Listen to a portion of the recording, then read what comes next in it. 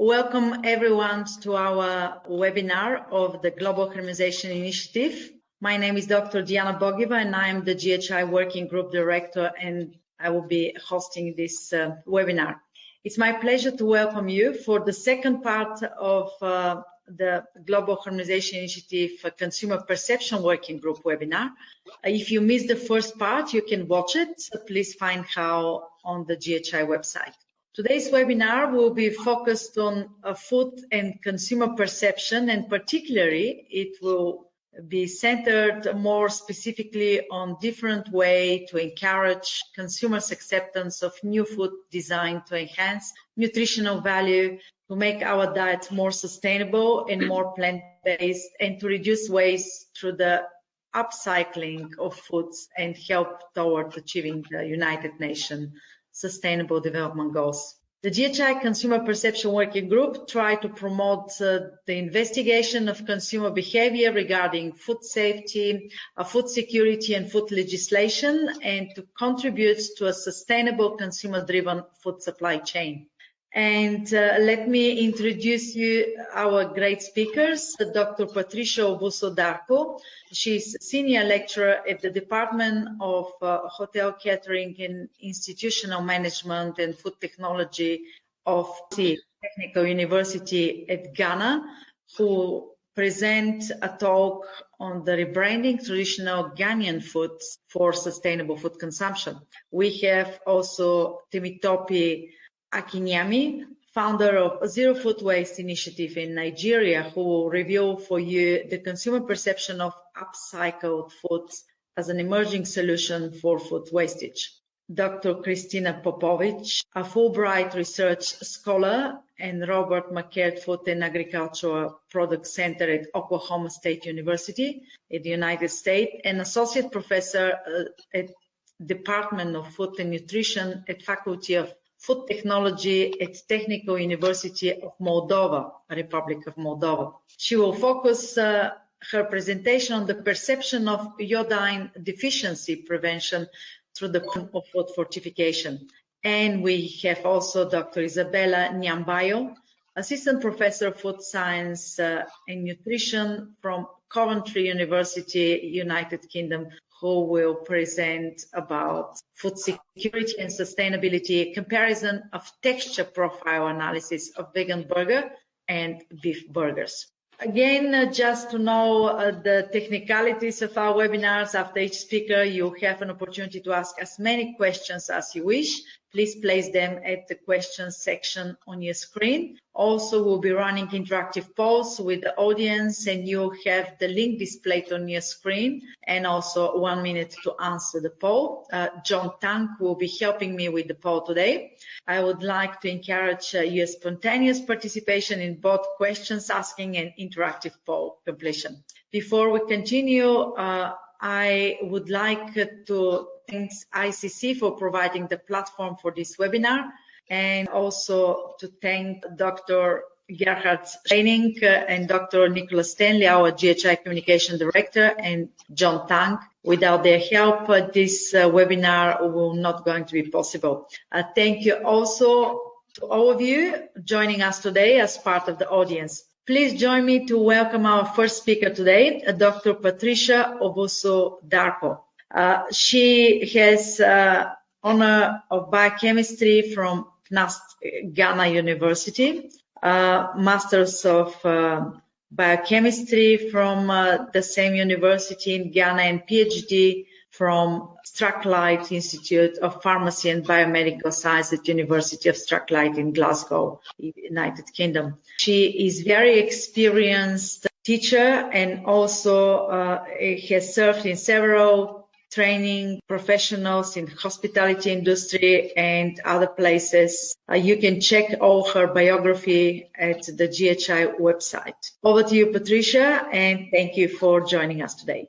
Thank you very much, everyone, and thanks for the opportunity to share a little bit of what I've been doing with all of you. So I already introduced the topic for the first part of the webinar is rebranding Ghanaian traditional foods for sustainable food consumption. And in general, how I see the Ghanaian and the West African food industry is that there is the need for more affordable and readily available commodities for sustainable food consumption all year round. The reason this is so is that in the West African sector, there's a lot of dependence or over-dependence on imported foods, and our agric system is mainly rain-based. That if it rains, there's a lot of food. If it doesn't rain, there's very little food, and there's a lot of food around the times that food is harvested. That is maybe around November, and then when food is planted, there's a lot of hunger. So it's important for the Ghanaian and the West African food system to evolve to the point where there's sustainable food consumption all year round.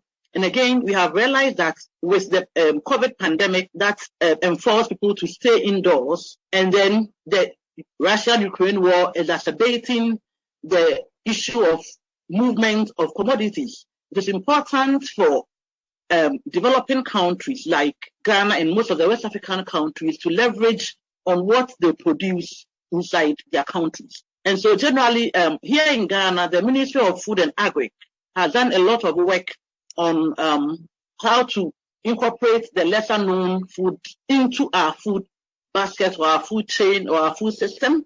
And there's been a lot of work toward creating innovative products out of the lesser used commodities in a bid to alleviate hunger and to bring down hardships during the times where food is not in abundance.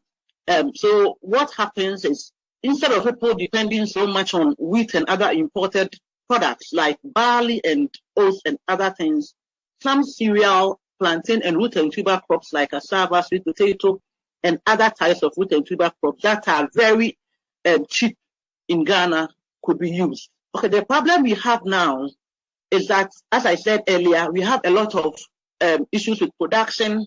If people don't tend to irrigation, then they just have to wait for the rains to come so they can plant and harvest. And aside from that, there's the other problem of inappropriate post-harvest handling of food.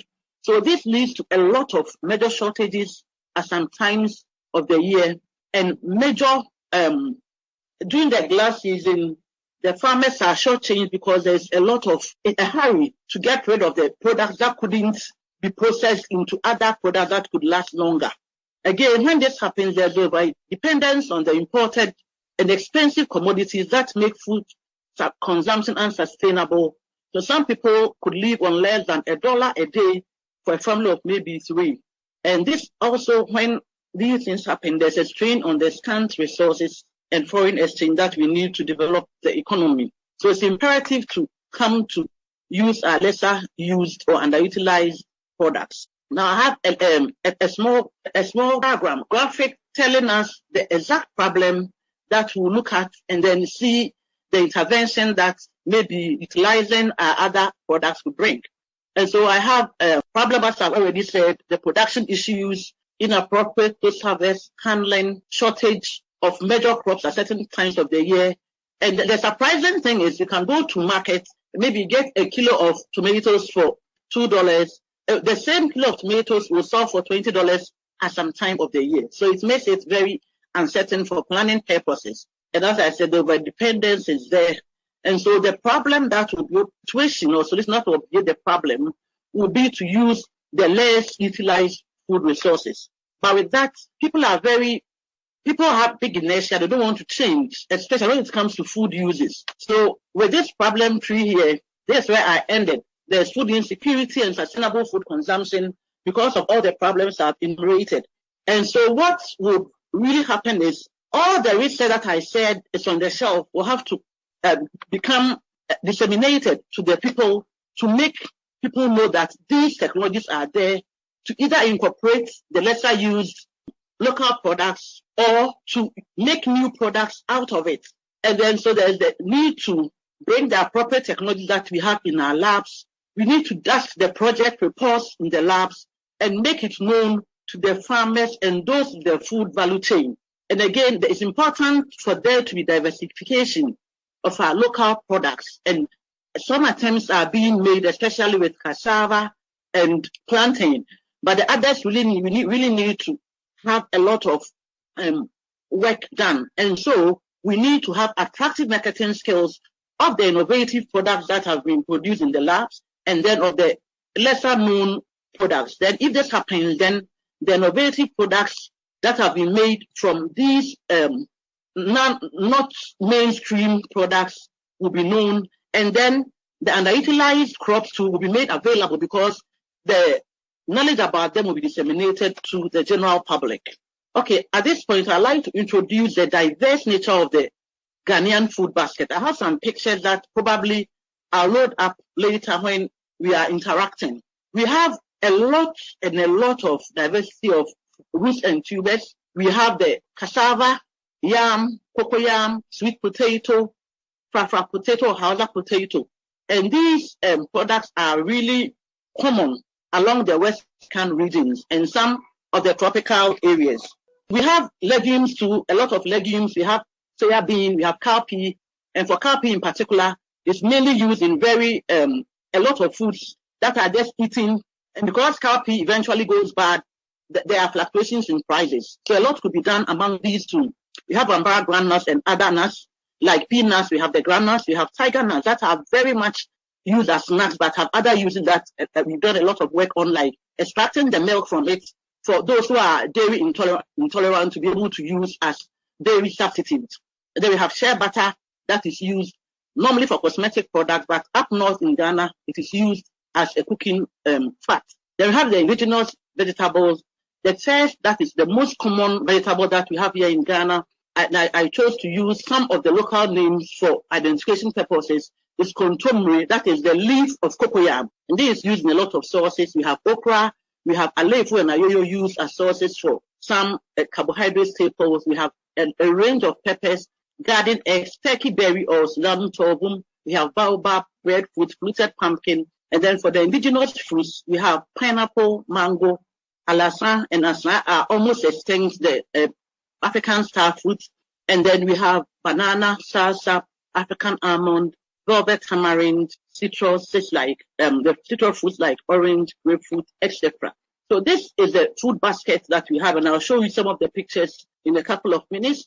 So if all these are, available in the Ghanaian food system, why should there be shortages when we have so much diversity? This is because we don't have a lot of diversification in our food system. There's been some bit of work. This is not all, but just a few, so we know how extensively work has been done on this. And just a minute, I'm choosing the first two because, the 20 minutes will not allow me time to look at all these. So I'll just look at what has been done with the roots and tubers and then with planting. Then maybe at another time, we'll look at the nuts and the legumes and the others as well.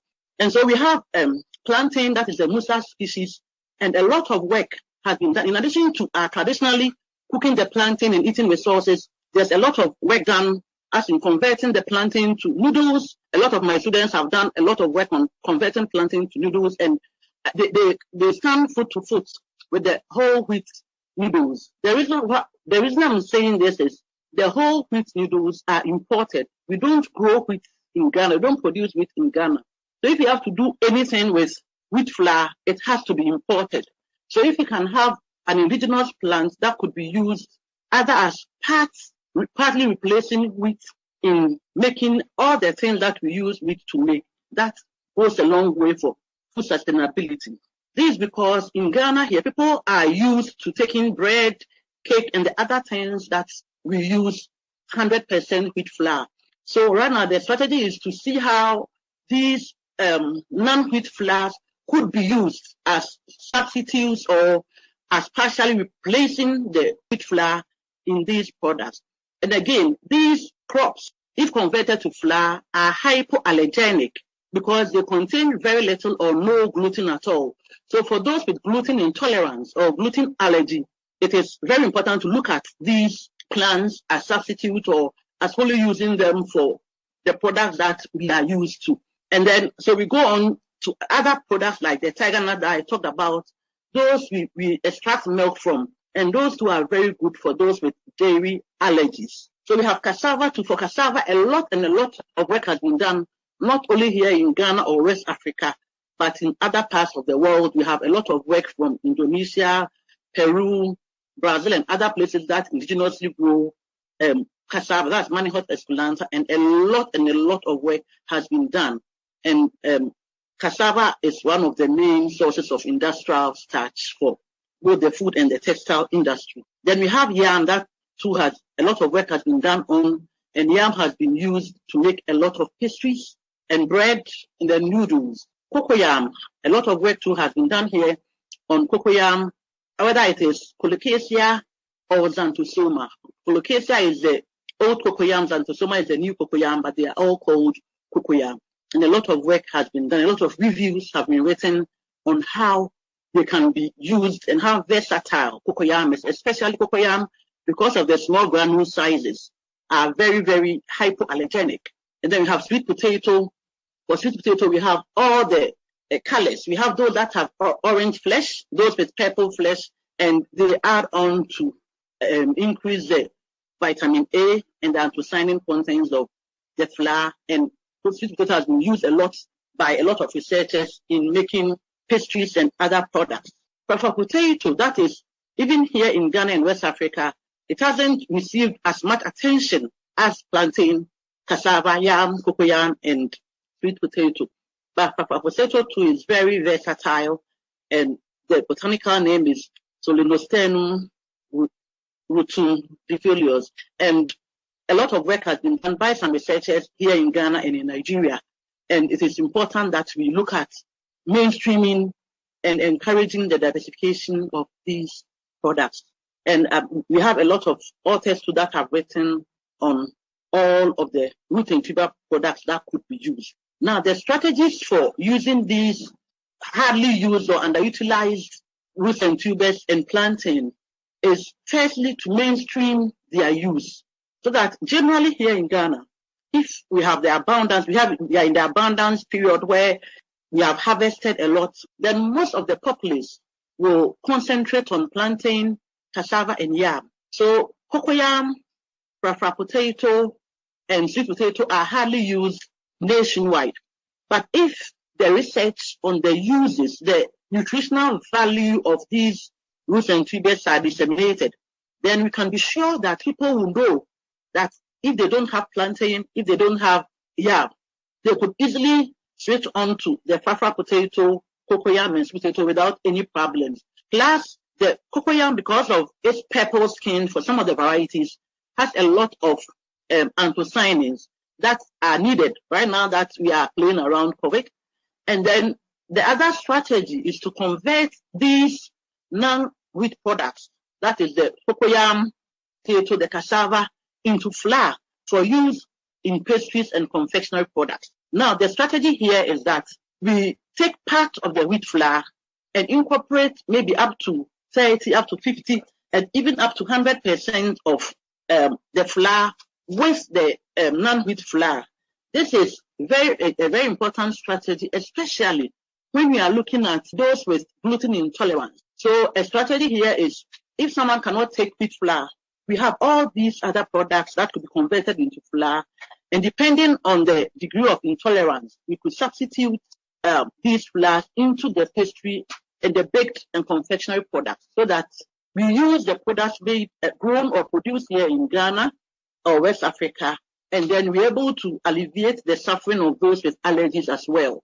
And then again, we have starch extracted from these non-wheat products. Those could be used for thickening and for non-food uses as well, as in the textile industry. And then I'll say the pseudo food industry, because for here, they could be used for packages for food. They could be used for maybe pizza boxes and all that. So these are the main strategies that I recommend are used for getting these West African or Ghanaian food products that are so diverse and they are so economically reasonable. We use the underutilized ones, because sometimes maybe a kilo of yam may cost about $4. A kilo of the same amount of sweet potato or cocoyam will be at maybe $1. So you can have a better bargain on these products. Okay, now after talking about all these, how do people accept and how do people like these wheat products, non-wheat products in our foods. Firstly, we look at the rheology with the introduction of these new products. For products like desserts, dairy desserts, and all that, how do we look at them? Well, the non-wheat starch or the non-maize starch or the non-cassava starch or non-tapioca starch incorporated in it have the same rheological characteristics as, the normally used one. When it comes to their incorporation in food, are we going to look at the flavor binding properties? Are these starches or flours going to be able to bind flavor as well as those that are mainstream? Are they going to release flavor at the same rate or similar rate as the ones that are normally used? For instance, if I choose to use cocoyam flour, is the flavor release pattern going to be the same as the tapioca starch or the cassava starch that is normally used? And then we look at the sensory properties like taste, color, texture, and the overall acceptability. Are people going to accept these products? So on rheology, one important thing is depending on the type of starch. Normally, these starches that we want to introduce into the market, some rheological studies have been done. And for me, I have done some work on cocoyam, and you realize that when the cocoyam is added, if you add the flour, you observe certain changes in the flour that is similar to when you add the starch and then add an added thickening agent, meaning that if some more work is done with these other flours, it may be possible that we'll be looking at a reduced cost of overall cost of production than what we are doing now. And this can also lead to better returns for the food producer and then for the processor as well. Generally, what happens during the use of these is that the tubers and the plantain, they are washed and sliced and then dried for a flour to be made out of it. Very little modification has been done on these flour products. I think I've cited a couple. A very interesting one was a microorganism was used to modify cassava starch to make it more industrially friendly. And so we look at the rheology and see how acceptable the new product is vis-a-vis what was on the market. And they'll look at the flavor binding properties because some of these starches may not be able to pick up the flavor well. And if they are not able to pick up the flavor, then the flavor will not be released for people to perceive. Then we come on to the sensory properties. The sensory properties that we normally look at are, as I said, the taste. The texture is of importance if we have products that have volume, like bread and muffins and cake, or products that need a snap, like the cookies and biscuits. So we look at these properties, and then color. There are some products, it's okay if there's a variety or variation in color. For example, for cake, we can have the plain one with no colors, we can have the black forest, we can have the red velvet and all that. So for the color of cake, there's a range you can choose from, but for products that maybe have to look white, we need to look at the color of the products very well. Now for the sensory attributes, especially for texture, as I was saying, it has been observed that for the pastries and baked products, when we need to look at ones that require low volume, then it is imperative that we check how much of inclusion of non-wheat flour is used.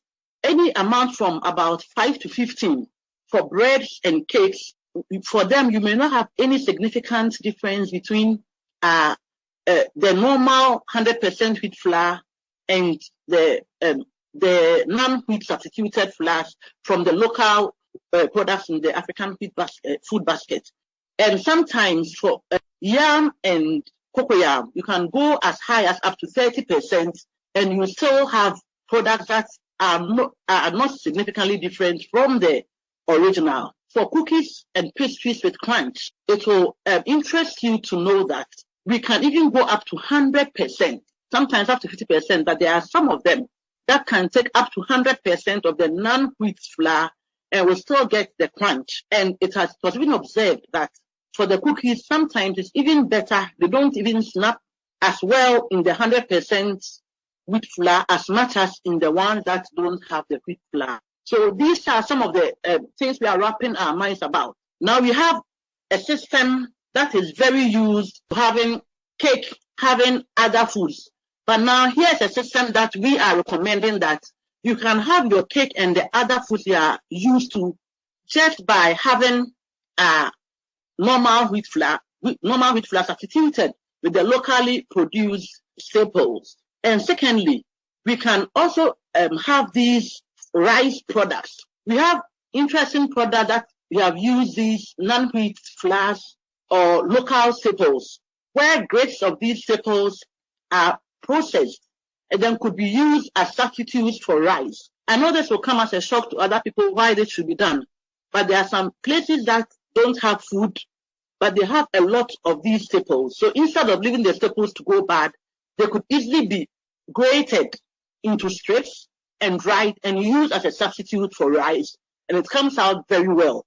And for products like cocoyam, it comes out as if you have added maybe some soya sauce or another sauce to it to color it up, and it's very interesting.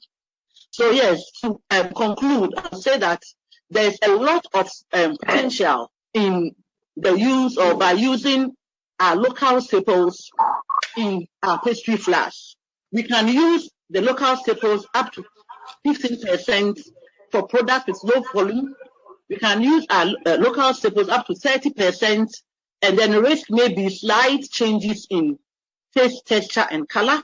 But for cookies and other products that don't need the volume, we can even go up to 100%. So if exports could not be undertaken from other, or imports from other countries could not be undertaken, then we can have our products produced from Ghana to be used. And then again, we can have a lot of other products that are here in the system, but people don't know and have been unearthed. These unearthed products could be taken to our people in all parts of the country to ensure that people have equal access to food. There's food for everyone, and people are able to consume food when they like it, how they like it, and as they like it. Thank you. Thank you very much for the audience. Thank you very much, Patricia. This was a very eye-opening presentation about the issues that they have in Ghana and the food that are underutilized and should be utilized. I really like the problem tree you created to visualize actual what the problem actually is. How popular is in Ghana these indigenous vegetables and fruits? You mentioned some of these. I never heard of half of them, but how popular they are among the natives people there? Okay, so let me just look at please, can you see my screen? Okay, so for the food basket, as I indicated, the indigenous fruits, mango, pineapple, mango, banana. For the vegetables, the commonest ones, you enter into any market. I mean, any market, no matter how small. They are available. You see contemporary, you see okra, and okra you can get a whole 2 kilograms for less than $2. And then you have so it's very popular, and this is part of the Ghanaian food, traditional food. Yes. Fantastic. Part of Ghanaian food that are eaten every day. It's only the baobab, the breadfruit, and the fluted pumpkin. The fluted pumpkin is almost extinct, and we are trying to do more research on it because it's very nutritious, but it has some toxicants that could be processed to reduce. But the breadfruit and the baobab are very common up north. You know, in Ghana, we have 3 food zones. The food products up north are very similar. And then when you come down south and the middle belt, they are similar. But the first, the contemporary, okra, alefu, ayoyo, peppers, garden eggs, and turkey berry are in every market. And I mean, they are common things that you see in every market. Okay. Another utilization, because you mentioned that the majority of this remaining of like food waste that you're proposing they to be utilized for future production, and you said that they're predominantly utilized for flours and starch. Yeah, probably another proposal could be to be utilized for jams and marmalades, or all of this. Is it something that Ghanaian people will be embracing? Some sweet like jam and marmalade? Is it? Yes, very much very much they would like to embrace. And I was not able to do the jam and marmalade bake because of the time. You had only 20 minutes to prepare. No, it's fine. I was just curious because, you know, in some nationality, they don't prefer too sweet food. This is why I'm asking. So we have the indigenous fruits, and a lot of work has gone into using these fruits to make jams, marmalades, and preserves.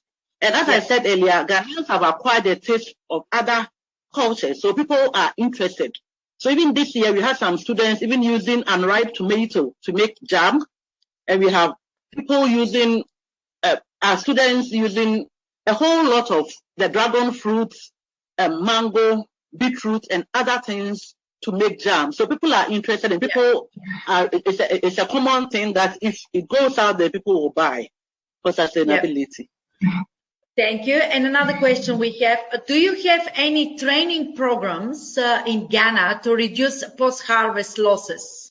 Yes, we do. We have the agric extension officers who go out there to do extension, and then from time to time they get us, the food scientists, to come in and help. But looks like the number of extension officers to the farmers, the ratio is very, very large, like one extension officer to about 4,000 farmers. So it makes the work very difficult, and I would say a bit ineffective, because you cannot go around all the farmers as an extension officer.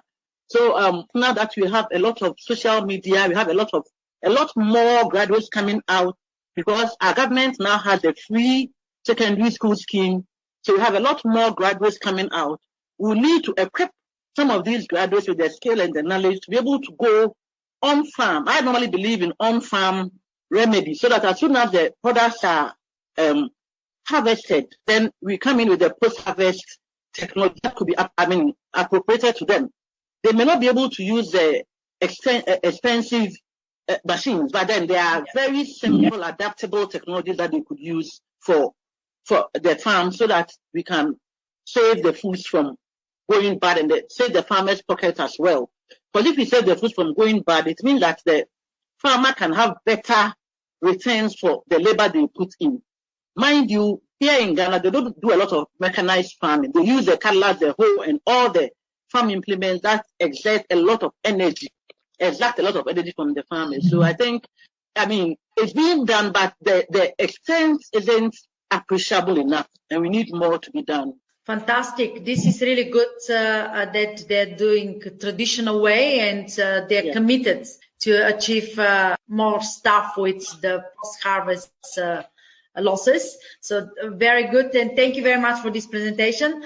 Let's go to our interactive poll. And John, could you please present the poll, the first one? Yeah, thank you, Diana. So we come to our first interactive poll. Which of these non-wheat flours will you accept as part of your regular diet? Choose all that apply. The first one, yam flour. Second, plantain flour. Third, cocoyam flour. Fourth, cassava flour. And the last, sweet potato flour. You have 1 minute starting from now. John, what are the results? Okay, so the results, we have the highest is sweet potato flour, followed by yam flour, and then plantain flour 55%, the same with cassava flour. The least is cocoyam flour at 27%. Yep. Yeah, thank you very much, John, for this presentation of the poll. Patricia, if you see these results, is it correct that sweet potato flour is the winner? Maybe it's the winner because the word sweet is in front of it, but normally it's cassava. Cassava comes first, then yam, before cocoyam and plantain, and then sweet potato.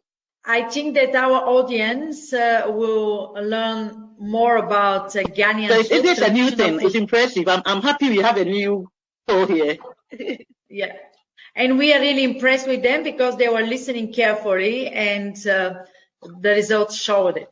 Thank you very much again. And let's go to our second presenter. Dr. Christina Popovic is currently a Fulbright Research Scholar at the Robert McCare Food and Agricultural Product Center at Oklahoma State University at the United States. She received her PhD degree in food science, and her associate professor title is from 2017 from the Technical University of Moldova.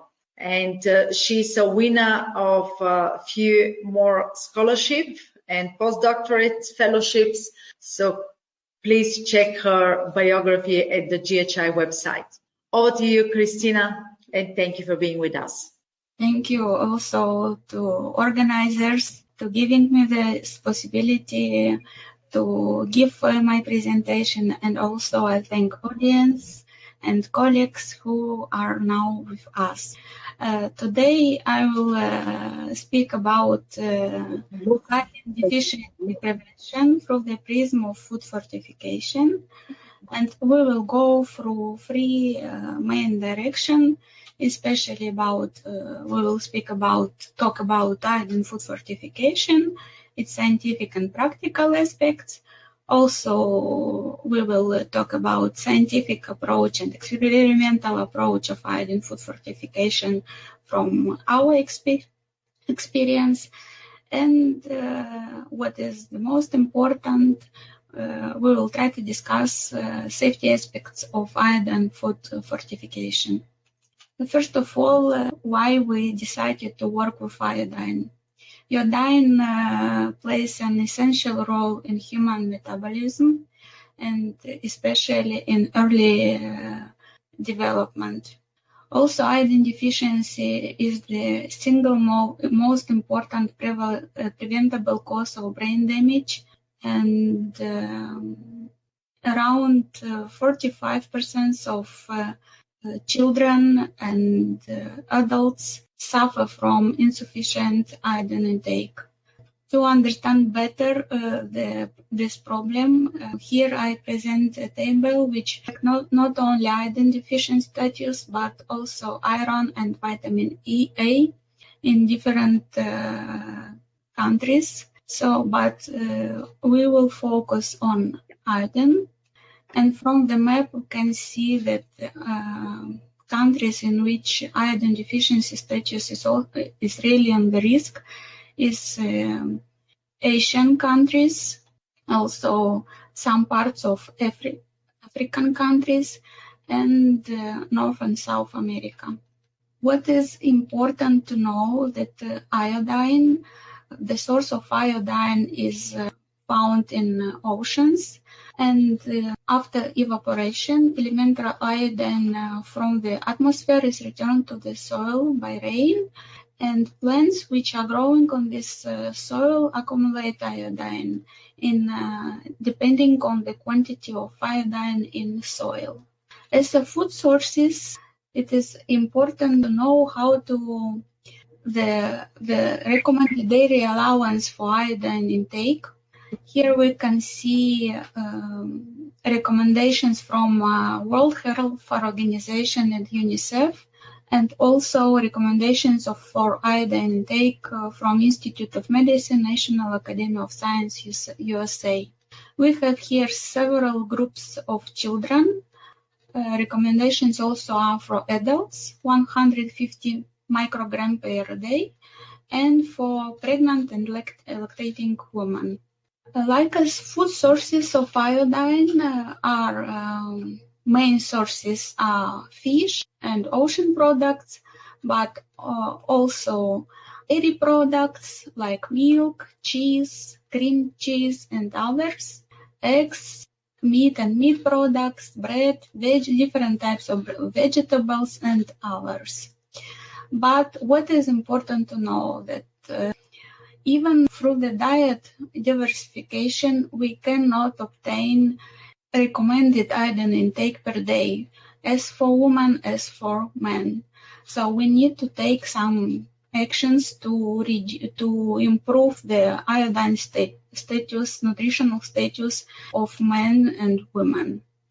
Also, we should to know that there are some substances, dietary goitrogens, which block accumulation of iodine in organism, and these substances usually occur in cabbage, kale, Brussels sprouts, and others. And what is also important that iodine deficiency is affected of other deficiency nutrient status as selenium, iron, and vitamin D. If an organism don't have enough iodine, we can have consequences and symptoms of iodine deficiency in organism, as like for children and for adults also. So all groups of people are suffering from iodine deficiency if it is in organism. But here are not only problems with iodine deficiency, but also with iodine excess in organism. We also have some health problem, and we need to keep iodine intake, which is recommended by main organizations like World Health Organization and Academy of Science from United States. So for adults, it is good to consume 150 microgram of iodine per day. And here I tried to present some pictures of specific iodine disorders which can be developed in human organism. And also I present some tolerable upper intake level of iodine for different groups of children, adults, and women, pregnant and lactating. So to avoid these problems which can be developed if we consume higher level of iodine, it can be toxic and can damage organism also. And to improve nutritional iodine status in organism, there are some intervention strategies to prevent iodine deficiency, and they are supplementation, dietary diversification, food fortification, and biofortification. Today we will speak about food fortification, which represent a process of introduction of several substances, nutritional substances into the recipe or into the technological process of development of some products to maintain or to improve the quality of diet of group of people or community of population.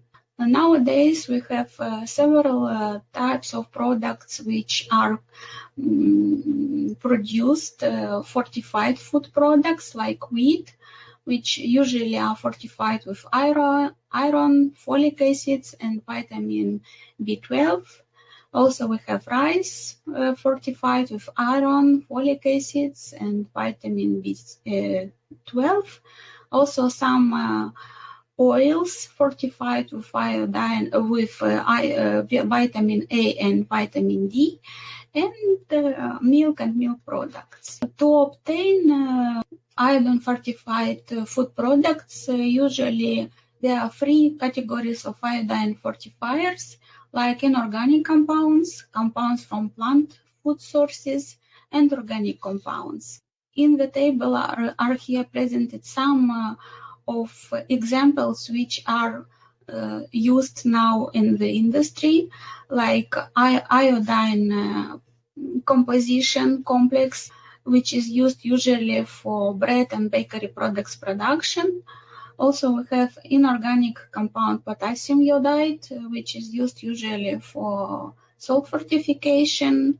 There are also amyloiodine, the complex of composition of iodine and starch complex, and others which are regularly used. We have also iodine yeast, which is used for bread and bakery products production usually, and others substances which are introducing into the composition of food products. And globally, we will try to summarize which products are recognized on a global level. There are iodine fortified salt, which is cost effective and really is spread in the world. People use this product, and it is in some countries it is mandatory to use only iodized salt or iodine fortified salt. On the map are here some statistical data about global data on iodine salt fortification, and we can observe that fortified salt usually used Asian countries, African countries, and South America predominantly. But there are also iodine fortified bread, but usually fortified bread is developed by introducing into its recipe iodine salt. So it is a connection between iodine salt and iodine fortified bread. And globally I analyzed, and there was a successful story of iodine fortified bread in Australia. So probably it can be used and in other countries. And third product, which is also successful on global level, is iodine fortified water with special iodine fortifiers. And it is also a cost-effective method to try to prevent iodine deficiency in the world. In our study, we try to develop some fat-based products like sunflower oil fortified with iodine, spread fortified with iodine, mayonnaise, and several milk products. All these products we received patents, and I will try to describe more in detail sunflower oil fortified with iodine. So here are technological steps of production of this product. We used molecular crystalline iodine, which was incorporated into the composition of sunflower oil.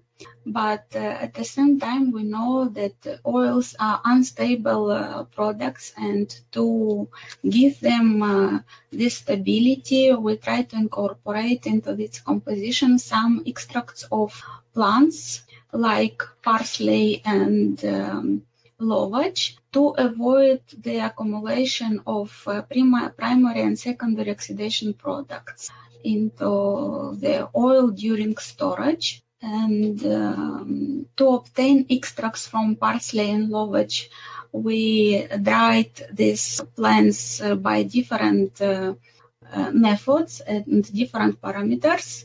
And after the drying process, we tried to analyze antioxidant activity of obtained extracts of parsley and lovage, and we tried to understand which method and what parameter is optimal to use in our investigation.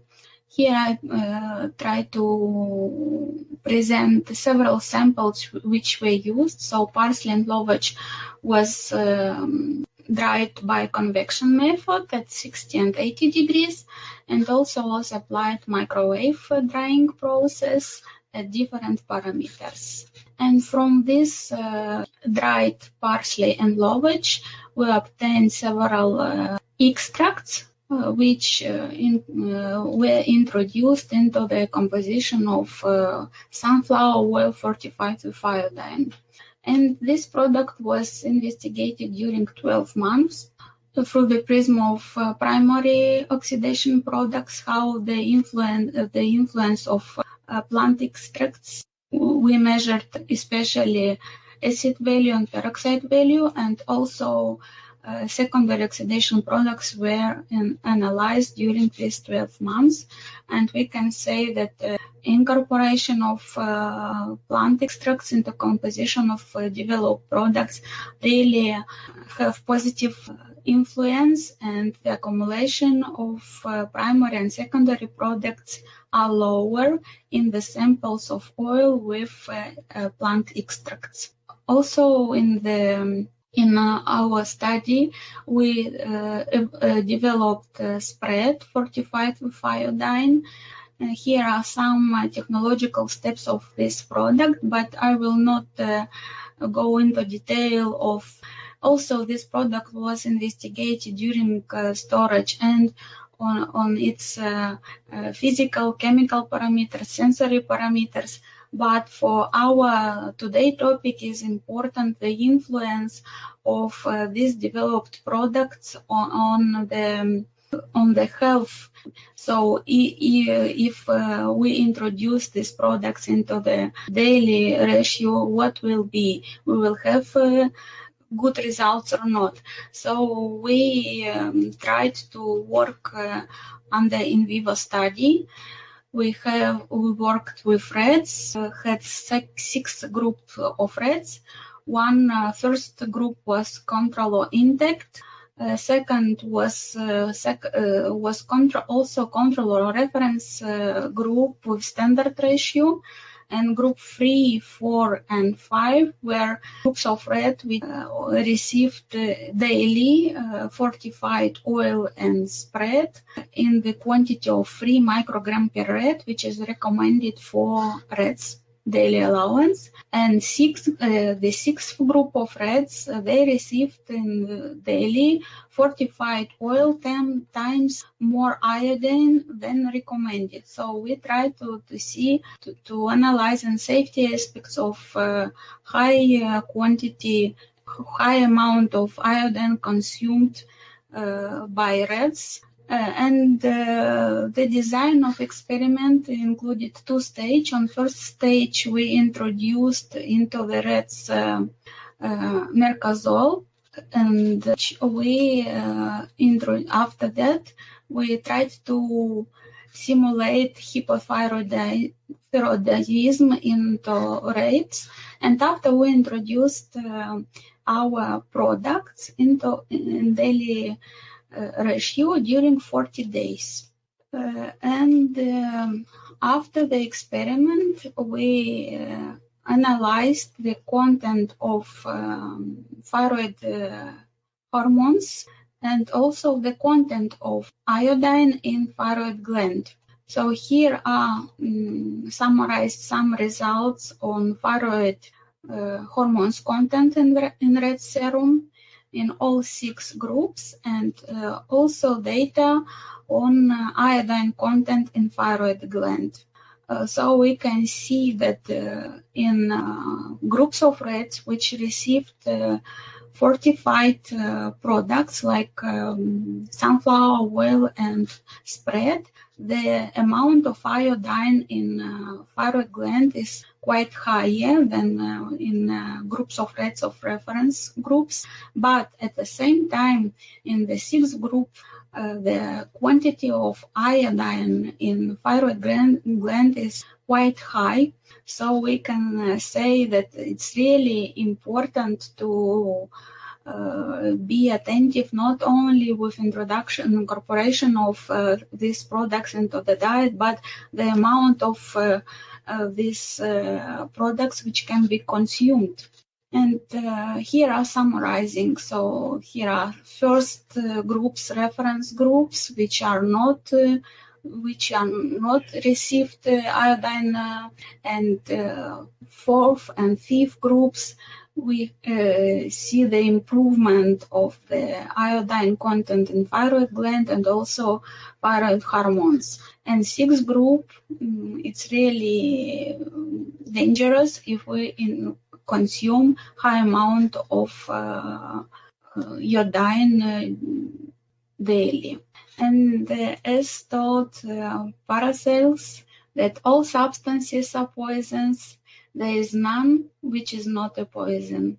The right dose differentiates a poison from a remedy. So we should be very attentive with iodine, and not only with iodine. When we consume, we should know the quantity of this micronutrient which we use and the quantity of product which we consume. So thank you very much for your kind attention. Thanks a lot, Christina. So I agree with you that everything in access could lead to some harm, not some benefits. I was going to ask you with iodine. Actually, usually they are fortifying it with together with salt, and they use anti-caking agents. Is any of those combination better for the iodine to be absorbed or not? Absolutely, Diana, I agree with you too that to produce and to develop salt fortified with iodine, they use special substances together with iodine. That iodine should be incorporated into the salt, into the ratio, so homogenized. So if we try to obtain this salt, in every piece of this salt, iodine should be at the same amount. We should avoid salt which has in some samples we have, for example, 3 micrograms per 100 gram, and in another 10 grams. So it should be the same quantity. That's why we use some special agents which help to obtain this product. Thanks a lot. And what are the biggest issues with iodine that we should be aware of? I mean, as a consumers. As a consumers, of course, high quantity of iodine to avoid, yes. But first of all, to avoid high quantity of products which contain iodine. Yeah, thanks a lot. And we can go to our second interactive poll. John, can you go with this? Diana, so the second interactive poll, prevention of iodine deficiency can be possible due to the strategies listed below. You may choose or apply the first, supplementation, second, dietary diversification, third, food and biofortification, fourth, all of the above. So 1 minute from now. John, you can present the answers. Thank you. All right. So Gerhard, all right, okay. So this is the result for the second interactive poll. So the respondents, 60% stated all of the above, followed by food and biofortifications, supplementations, and dietary diversifications has the same 20% response. All right, back to you, Diana. Thank you. Thank you very much, John. Christina, are these answers correct? Yes, I can say that all answers are correct, but of course we can prevent iodine deficiency through the combination of all first 3 strategies: supplementation, dietary diversification, and food and biofortification. But the combination of these methods are really recommended, and World Health Organization and our organization which are in charge with elimination or prevention of macronutrient deficiency. Thank you thank you audience for giving the answers. Yeah, because you mentioned, thank you for the audience that answered the question. And because you mentioned again fortification, there are a couple of questions from the audience here. So what are the other elements used in fortified foods? Thank you for question. Except of iodine, like micronutrient substances are usually used iron, which is really important, vitamin A, and other vitamins which are essential for human health and are in a low quantity in our organism, or we receive low quantity of this micronutrients through the food consumption. Another question, he is thanking for your presentation. So in Venezuela, iodine fortification or salt for human consumption is regulated according to recommendation established by the World Health Organization.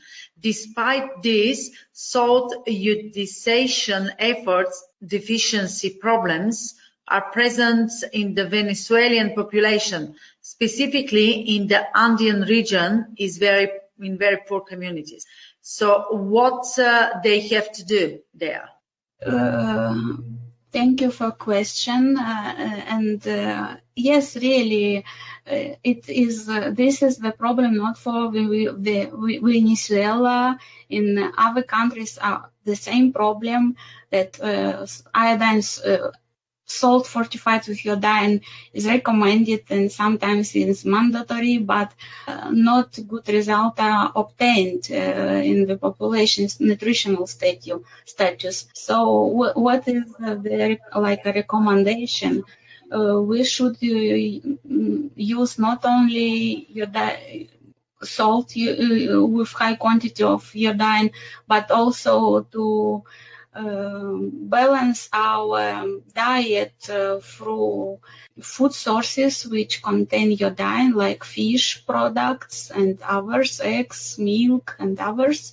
And of course, to try to, if even we don't have any results, to supplement, to try to take supplements with recommended quantity of iodine per day. And in combination, all of these, I hope will lead us to good results and to really to prevent and to fortify this nutritional status of iodine in human. Yeah, we have, thank you very much. We have another presenter and actually two more presenters. So there are more questions for you, but I will ask you at the end if we have still more time. And thank you very much. And let's go to our next presenter, which is Isabella Nyambayo. So Isabella Nyambayo, Dr. Nyambayo is an assistant professor in Coventry University in the UK. She completed her PhD in analytical biochemistry at the University of Zimbabwe and a Master's of Science in Human Nutrition and Metabolism at Aberdeen University in the UK. Dr. Nyambayo has food science and nutrition teaching experience in higher education and industry experience on product design and quality control in several companies, Unilever and Lever Brothers and others. So you can check the rest of her biography at the GHI website. Over to you, Isabella, and thank you for being with us today. Thank you so much. This afternoon, I'm going to talk to you about food security and sustainability, comparison of texture profile analysis of vegan bakers and beef bakers. This is a project that we have done, third year project with one of our students, and we were actually looking at, say, how do we address food security and how do we address food sustainability? And this afternoon or this morning, starting from this morning, we have looked at food security from Ghana Indigenous Project. We've also looked at sustainability. Unfortunately, one of our colleagues couldn't present on upcycling that is happening in Ghana, which is also addressing food security and sustainability. And then we looked at nutrient security, which is has just been summarized by Christina on iodine. So you'd actually see that they tend to kind of like they've already set the platform for me. So I was going to look at food security, food sustainability, and protein alternatives. And some of these are addressed by my colleagues. So I'm going to probably say a little bit about them. So what is the problem with food security? The population worldwide is growing, and we are anticipating that by 2050, we have reached about 9 billion. But the other problem that we also do have is there is global development in importing foods and exporting foods. So the global development is also brought about global markets. But you would see that, like what Dr. Bako was saying in the morning was that the COVID has actually shown us that as much as we think we can access the food, at times it's not as easy as it sounds. During the pandemic, people were in lockdown, the airspaces were closed, and a lot of people had to resort to foods which were within their reach, within their area. So all these increase in food demands would actually double by 2050. And we're looking at it and say the problem that we're having now, probably we actually have doubled or tripled by then. And even there are other food shortages that may lead even to prices rising up or even political unrest. So there are all other factors that contribute into this food security. So if you look at what is food security, all right, it was brought by the burden that the world was having on bad nutrition, which could be over or under consumption of nutrients. And there were high rates of stunting and wasting in children, or high rates of obesity across the lifespan. Then in 2012, the Committee of World Food Security set up like a benchmark to say, what is food security? You can actually say a population has got food security when all people at all times have physical, social, and economic access to food, which is safe and consumed in sufficient quantities and qualities to meet their dietary needs and food preferences, and is supported by an environment of adequate sanitation, health services, and care, and allowing for a healthy and active life. So you'd see that when we're actually talking about food security, there are a lot of drivers that feed into food security, and there are also a lot of other key performance factors that are looked into, especially by FAO. So when we also look at sustainability, right, we're actually looking at, let's look at sustainable diets. What are these sustainable diets? FAO again in 2010 actually introduced a definition of a sustainable diet to say that it's that diet that relates to the environmental impact. The environmental impact is considered, it's nutritionally adequate, it's cultural acceptance, it's affordable, and also relates to economic development, and it has less foods of animal origin and more of plant-based foods. And if you look at sustainability and food security, you would see that they've got a lot of things that are in common. And the UN came up with sustainability development goals, which is, if you look at targeting on food and nutrition, there is goal number 1, there should be no poverty.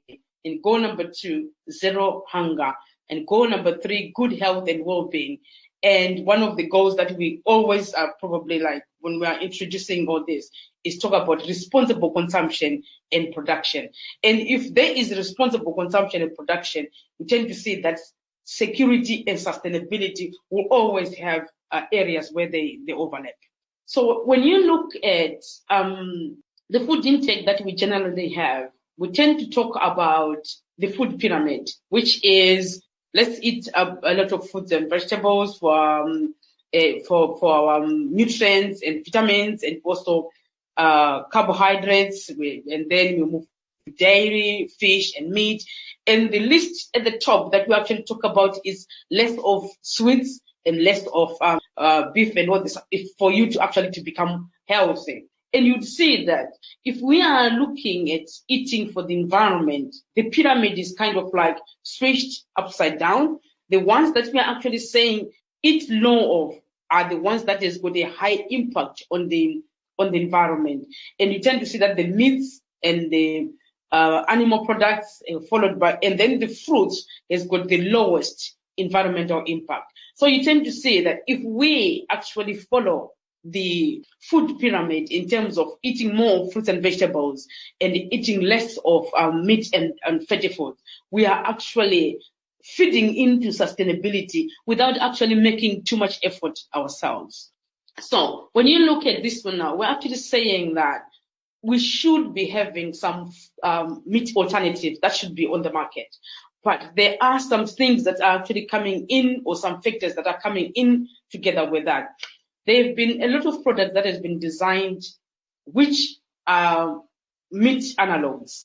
They can be like a burger, which is from a plant-based, which looks like a meat counterpart. But we'll actually see that these that we are talking about, these meat alternatives, they are trying to replicate the features of animal-based meats, such as flavor, texture, and mouthfeel, but they are not yet there to really replace the meat counterparts. So because of that, the consumers have actually reduced a lot of meat-based products, and they've turned towards an interest in vegan food due to the poor efficiency of the meat-based products and the animal of animal meat production, and then the negative health impact of these meat products. So with all this in mind, you tend to see that people would want to look for ways of having a healthier diet at the same time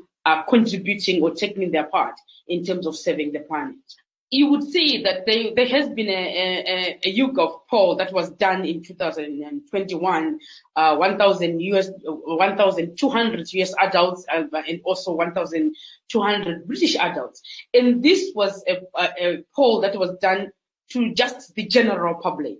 And what they have actually realized from this one here is that regular meat eaters also partake in meatless products. So you see that they couldn't just come up with like, these are solely meat eaters and these are solely vegan eaters, but there were some overlap in it. So if you look at on the question, what they were looking at, consumption of meatless products is a monthly or more frequent basis. 1 in 5 people would be eating meat for the Americans, and a third of the meat eaters were actually like the British. Then if you look at people who can identify as flexitarians, that is, they sometimes eat meat and fish, as compared to those ones who, for the overall population, 46% of US Americans are flexitarian, and 29% of versus the 29% of the adults, and 52% of the British are flexitarians over the 42% of the adults are British adults. So you see that there is knowledge of these products within the community. And this knowledge is actually shown even with the polls that when they were being asked how often do you eat the meat, eat the meatless products, you'd actually see that a lot of the people actually were, if you look at all adults in the US, 29% were eating once a month or more, and then 18% were actually saying less than 1 month, and 52% were actually saying, I do not consume meat substitutes at all. So you'd see that there is still that population that still needs to be convinced or be addressed to say, what is the importance of turning to meat alternatives or meat analogs? And then if you look at the British population, they actually shown that 42% of the adults would eat meat once or more a month, and about 35% would actually now not consume any meatless meat substitute at all. So although the action is still there, but there is still some proportion of people who still or probably have not embraced the meatless diet or the meat alternatives. And then when they looked at the reasons why these people were actually behaving on this one, they asked different questions. They said the US population, they looked at, I think I have more ethical than meat products. So the meatless products, more ethical, that's what they, and then they also think that they benefit the environment, and they also think that they are more healthy. And from all these things that is driving the people to eat the meatless products, none of them is actually more of like perception or flavor or texture. So we were actually looking at it and say, okay, they tend to give health and environment as their main reasons for eating these products. But let's see what is the other factors that actually drive the consumption of meatless products. And then we actually realized that a lot of it is more of like the ethical ones, as well as the benefiting of the environment. So this is what the YouGov was actually showing. And then we actually said, okay, what are the challenges that are there? Consumers prefer to consume meat alternatives, but that look like or taste like meat, to reduce their meat and dairy consumption. So there is this part of actually saying we are moving away from meat, but we still want our products to look like or to taste like the meat alternatives. And then the consumption of meat alternatives is still low in the Western society compared to the acceptance of animal-based meat. So these challenges are the things that we're looking at and say, let's look at a very small population and let's see if we just look at beggars if we can actually like have some answers from that small sample. So what we did was we recruited some participants, about 40 participants that we recruited, and we screened them for soya and allergy, because we were taking soya-based vegan burgers and beef burgers. So we made sure that the participants were not allergic to any soya at all. And then we designed the questionnaire where we are actually asking them questions about the product, as well as inputting their sensory evaluation of the product, as well as also giving us open answered question about how they feel about the product. We just bought the samples from the local supermarkets. We bought soya-based vegans and beef burger, and they were produced by the same company. And we just said we wanted to make sure that the products that we are comparing are comparable according to the production of the food. And then we analyzed. We asked the participants to test the product and gave us what they would prefer. And we used the triangle test for comparing the two products. And we also used the texture analyzer to analyze the products. So the first thing that we did was to compare how the food looks like just after being cooked, and we were following the instructions of how to prepare the food from the packaging itself, and say, because it says you could either oven cook it, or you can grill it, or you can do pan frying. And this is the information that we're taking from the package, and we're assuming that this is what the consumers will be following when they have bought the product. So we did not design our own method of cooking it. We just followed it as it is. And then we took pictures of the ones which were like oven baked, sort of oven cooked, the vegan and the beef, and then the one which was grilled, and the one which was pan fried.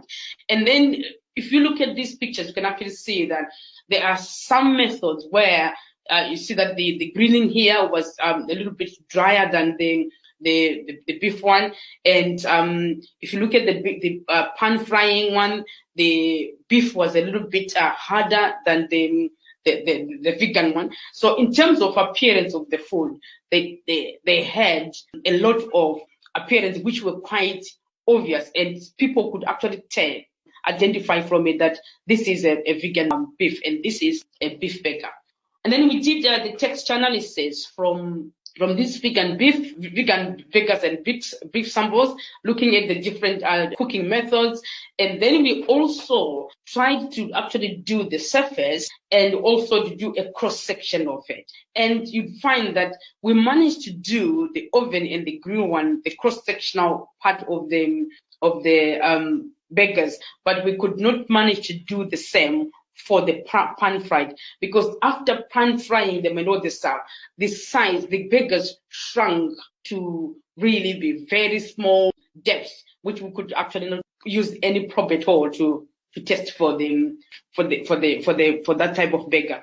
So we actually looked at the surface and cross section of the vegan burger, the hardness, which is the first cycle, and the second cycle, the cohesiveness.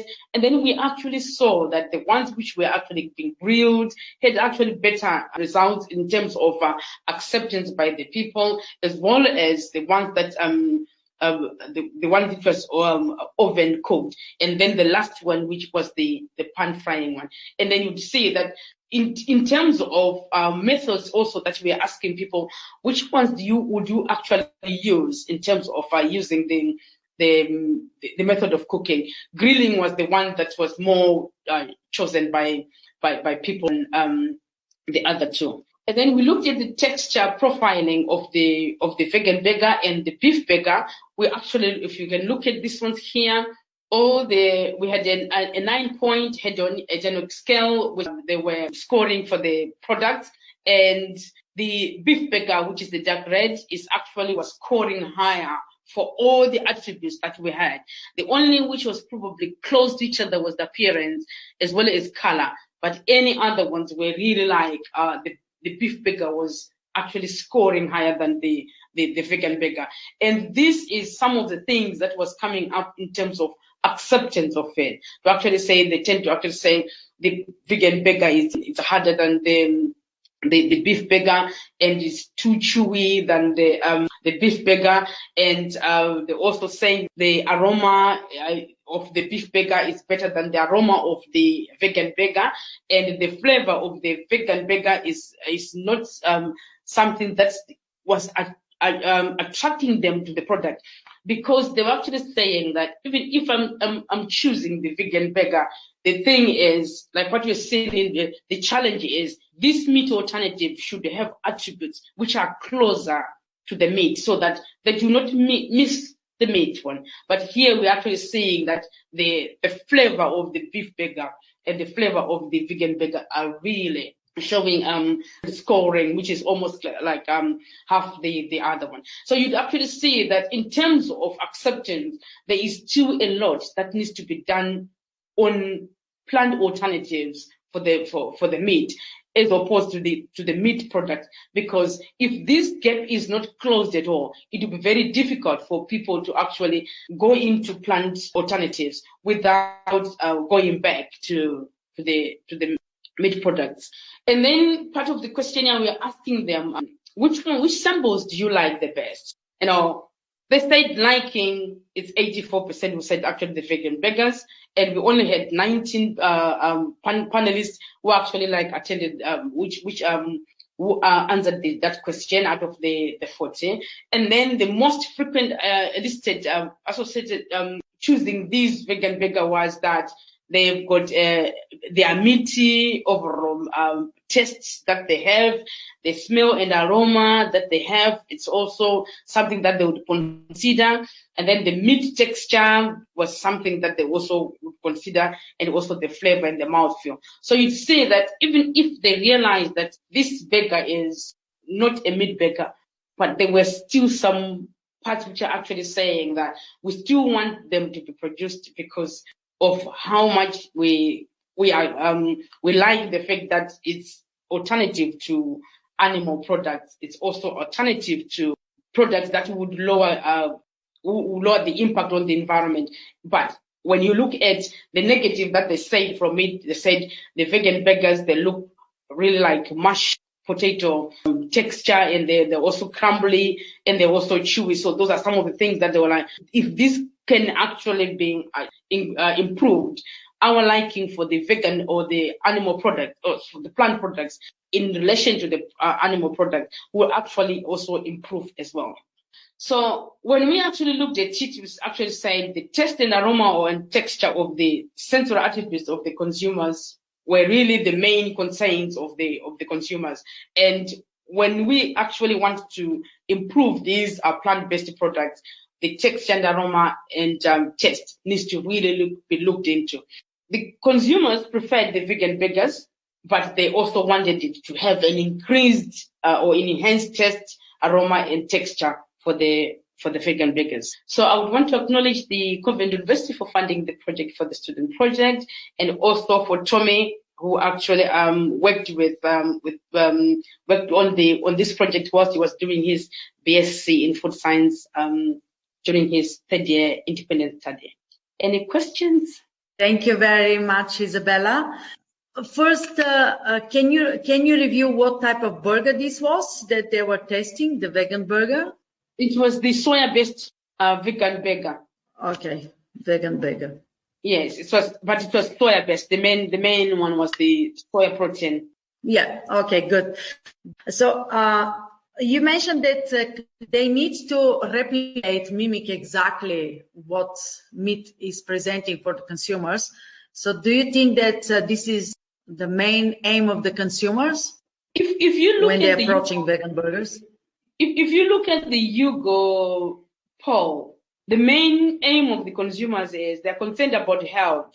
The animal products are high in fat, which actually causes a health issue, cardiovascular disease, obesity. So the consumers are more concerned about healthy alternatives. I'm not quite sure whether we can actually say that they really want the protein to be taken out But what they're crying for or craving for, or probably telling us, the food scientists, is we want a healthier alternative, which is low on impact in terms of the environment. So do you believe that plant-based alternatives are less fatty than conventional meat?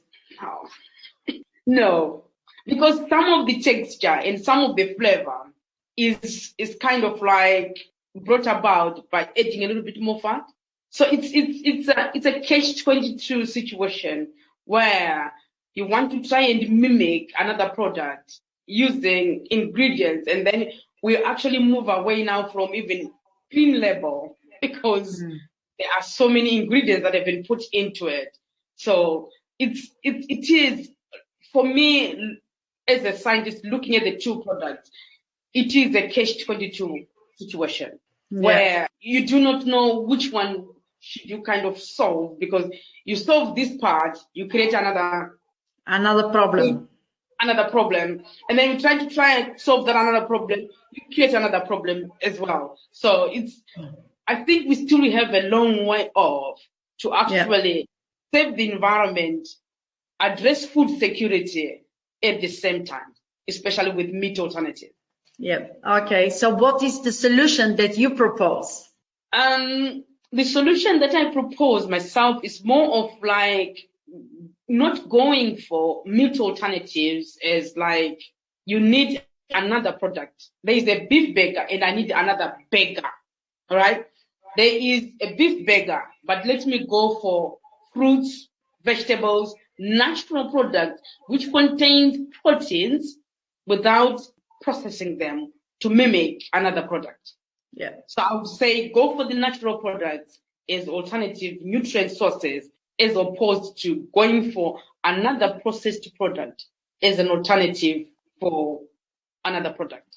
Okay, thank you very much for this. I agree with you, because ultra processed foods to replace another ultra processed food, it's not the solution that we as a scientist needs to be looking at. Okay, thank you very much. And we will try to go back to Temitope. Just give it another go. If Temitope, can you hear us? Could you please join us or not? Start. Yeah. Fantastic. Thank you so much, everyone. Thank you, Diana, for the opportunity, and the OGHI. I appreciate you for the opportunity to speak regarding this very crucial topic at this moment. And my topic will be on upcycled foods as an emerging solution for food wastage, consumers from consumers' perspective.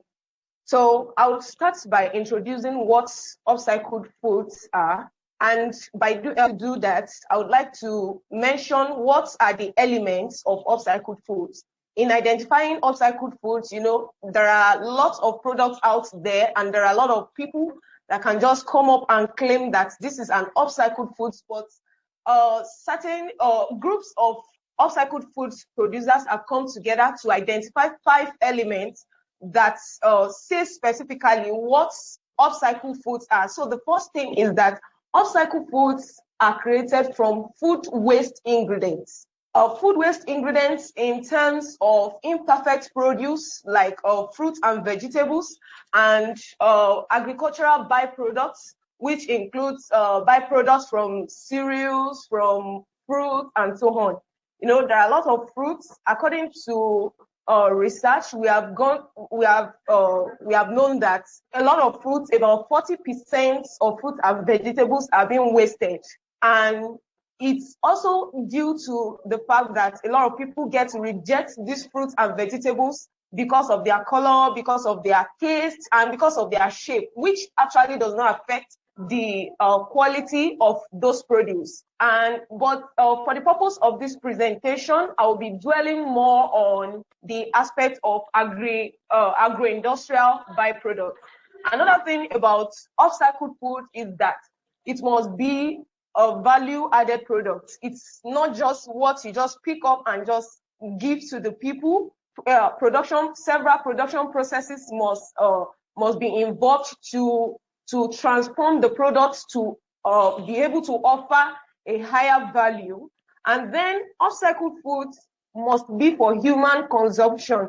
Upcycled foods must not be confused with other kind of products that can be used as animal feeds. You know, most of the agro-industrial byproducts that are being consumed, that are being utilized or valorized at the moment, are being used as animal feeds, which actually has been a kind of leakage in the food supply chain. When we move to the next slide, I will point that out. I will speak more on that. And then upcycled foods must also have a verifiable supply chain. What do I mean by verifiable supply chain? I mean that the supply chain must be auditable. It must have a record. It must conform to the company's record for the sake of transparency, and it can easily be audited by a third party at any time, which will actually help in boosting consumers' trust in this new category of products. And then finally, on this slide, upcycled foods must also indicate what exact ingredients is part of the product that is being upcycled. Regarding the issue of upcycled foods, for a product to be called upcycled foods, it must be made up of at least 10% of upcycled ingredients. And upcycled ingredients itself must contain at least 90% of food wastage. So at this point, if upcycled foods are to be presented to the consumers, the producers must ensure that the exact ingredient that is being upcycled must be indicated on the packaging material, so that the consumers can be free to make their choices. And then, why do we need upcycled food? Why is it a critical need at the moment? I believe that we must all have been familiar with the news that we waste about 30% of the food we produce worldwide, and this wastage is accompanied by financial losses, losses of water, depletion of natural resources, and other things that are valuable that could have been used for the benefit of man and the planet. And recently, I stumbled on a data by the FAO, which projected that by 2030, which is actually the target year for zero hunger, 8% of the world population would still be hungry. It's quite shocking to discover this, because we actually know that the world produces more than what can be consumed by humans. And if all the food we produce in the world can be managed, can be properly managed, the entire population will be well fed. So let's take EU, for example. In the EU, at the processing stage, the processing stage at the EU contributes about 12 to 41% of the national food wastage. For example, let's look at some of these food categories that are on the chart here. We can see that the highest contributor to the processing waste is fruits and vegetables, followed by oil crops, and then the meat, fish, and poultry, and the cereal, grains, and dairy products. At the processing stage, based on what I have discussed earlier, you could see that this statistics is an evidence that we waste quite a lot of fruits.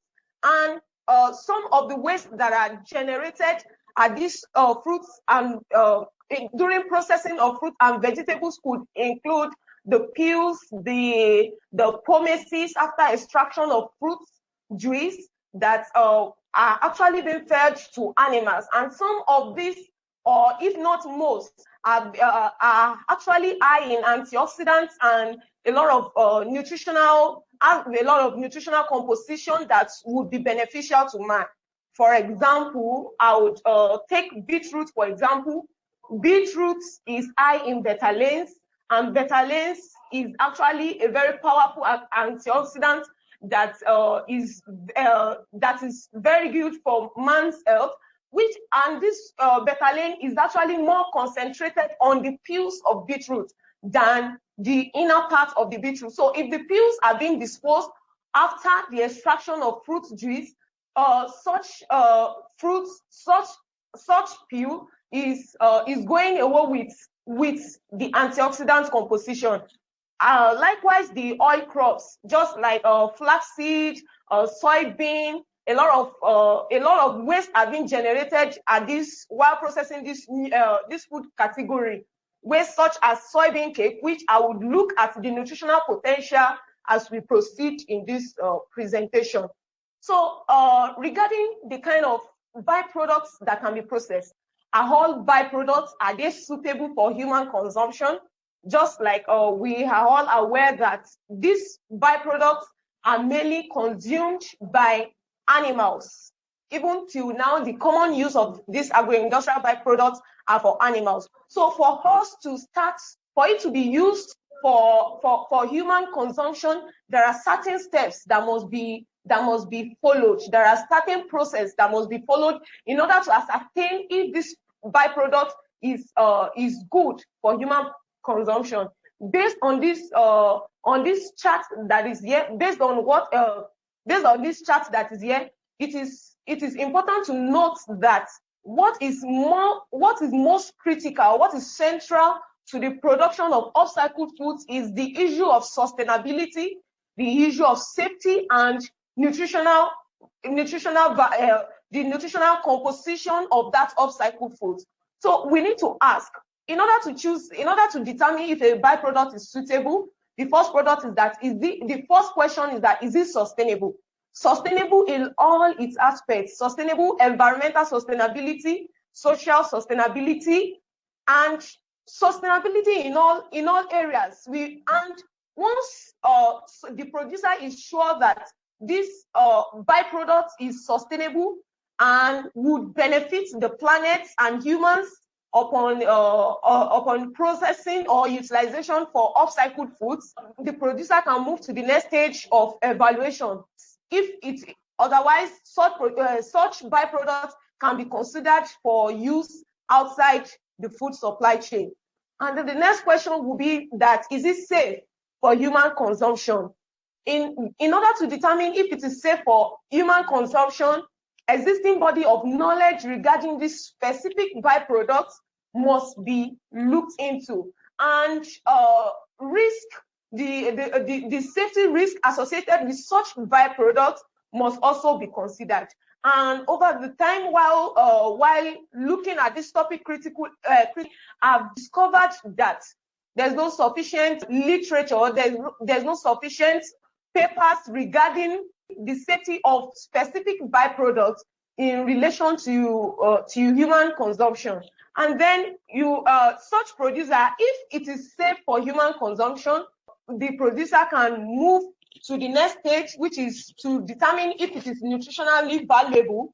Otherwise, the producer should be willing to invest resources in carrying out analysis to determine if the byproduct would be safe for human consumption.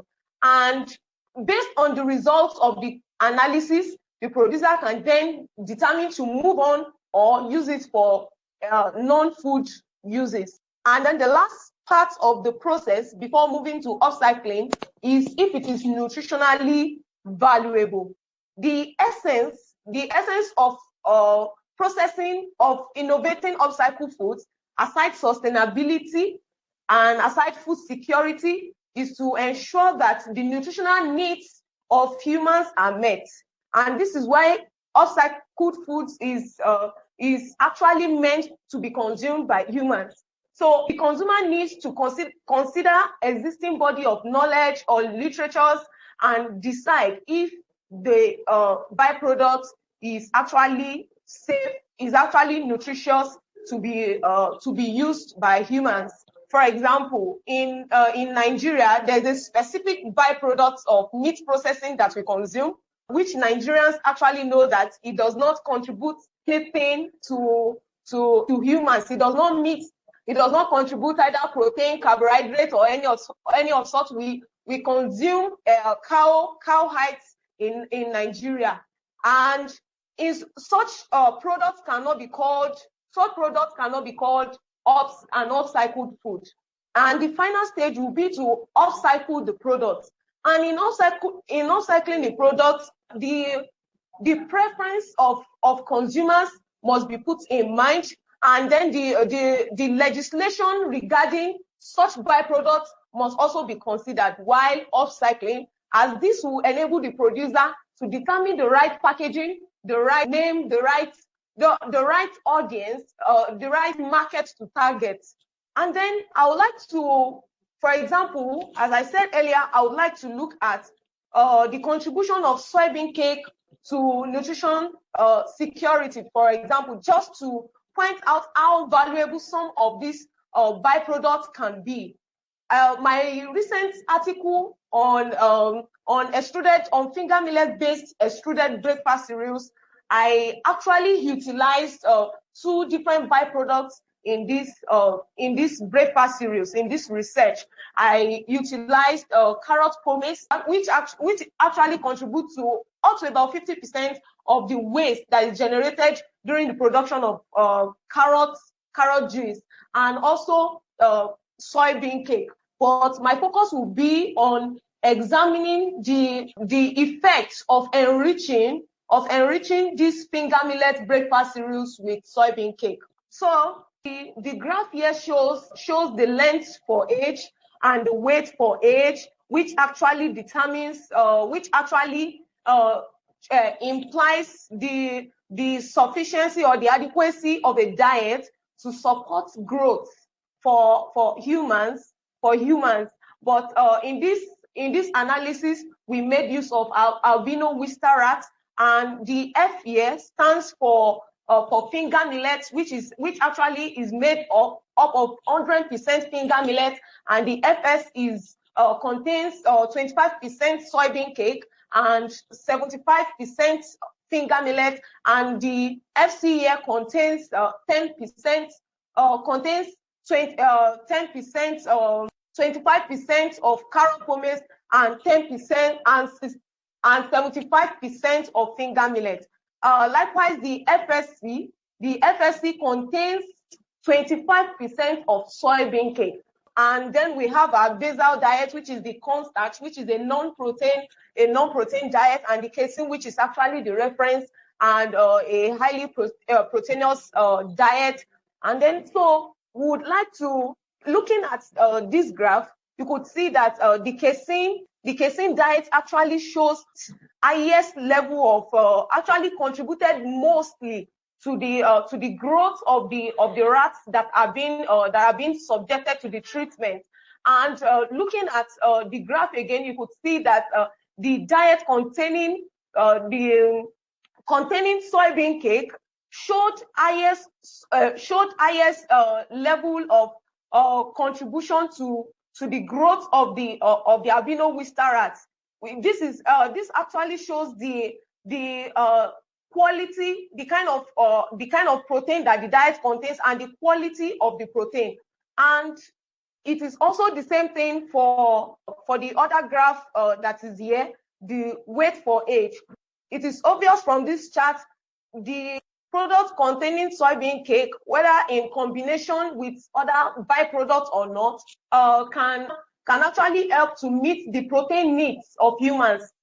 And then safety. Another thing, as I've said earlier, that safety is one of the key criteria for choosing what byproduct is suitable for upcycling. So in order to consider the issue of safety, it is important to note that producers of upcycled foods must adopt personal food safety standards. They must adopt personal food safety standards to ensure that the upcycled foods are processed in such a way that it does not pose or any health hazard to the consumers.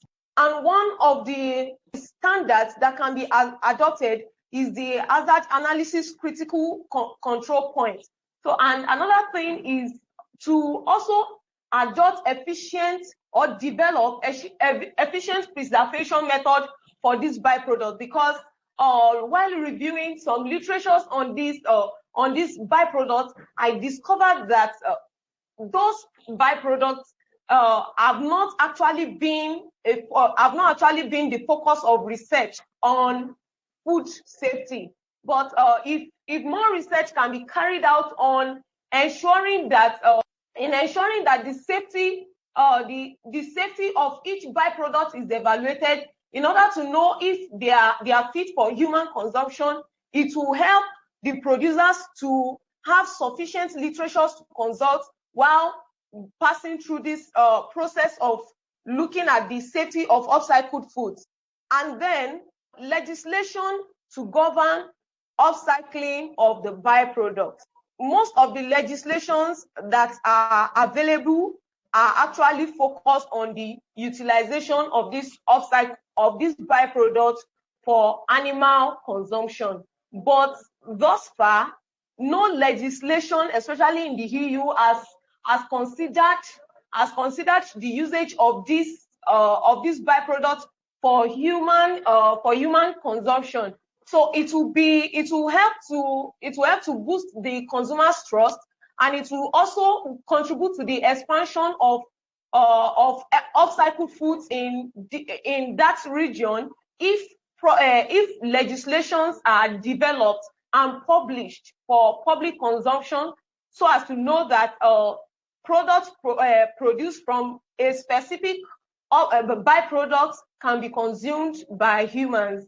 And another aspect is adopting appropriate processing method.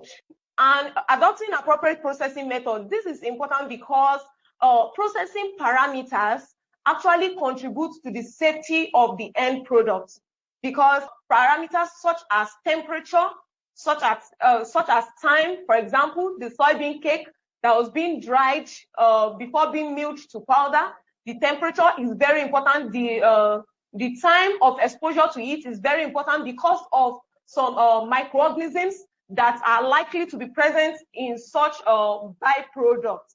And another thing that is important for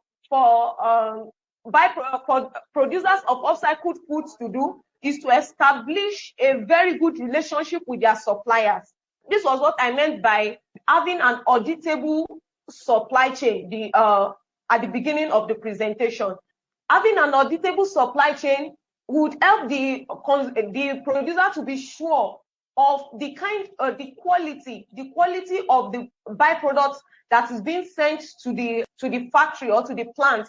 For example, where I work as an R&D scientist, even though it's not an upcycled food, we can't define it as an upcycled food because it's not up to the percentage that is recommended to be a food must contain. It's not up to the percentage of upcycled ingredients that a food must contain before it can be called upcycled food. The functional beverages that we produce, we sweeten it with date powder, which is actually processed by us. And we produce date powder, we produce functional beverages, and from the production of the dates, we generate a lot of seeds, which is actually a byproduct and would have been a waste. But because of our interest in promoting sustainable consumption and existing body of knowledge regarding the consumption of date seeds by human, date coffee, for example, we would usually subject that date seed to processing, like roasting at a very high temperature, and then subject it to the milling process before a little percentage is then being recycled back into the beverage. And you can imagine the date seed contains the total weight of the date seeds will account for about 15% of the weight of the date itself, of the whole date being purchased. So you can imagine if such seeds are being accumulated over time and then disposed into the environment, contributing to the greenhouse gases and other environmental problems the world is already facing.